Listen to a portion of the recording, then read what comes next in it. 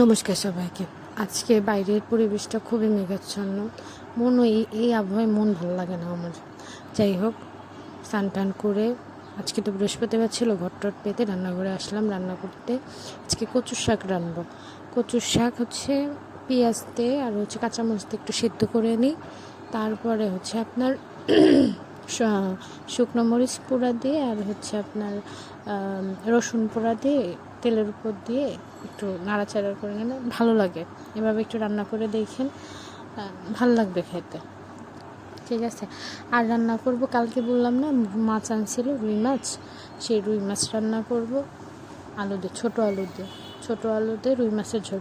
টাটকা মাছ জিরা বাটা দিয়ে করলে হতো, কিন্তু আমার দেওর আবার পেঁয়াজ ঠেয়াজ দিয়ে ভালো খায়, এর জন্য রান্না করব পেঁয়াজ দিয়ে, ছোটো আলু দিয়ে ঝোল করব। আর এই হচ্ছে রান্নাবান্না শেষ, খাওয়া শেষ, আমি খেয়ে দিয়েই আপনাদের সাথে কথা বলতে বসছি।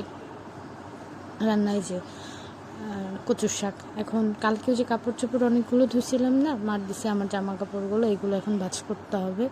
ভাঁজ করে একটু বসবো, ভালো লাগতেছে না আজকে। বাই।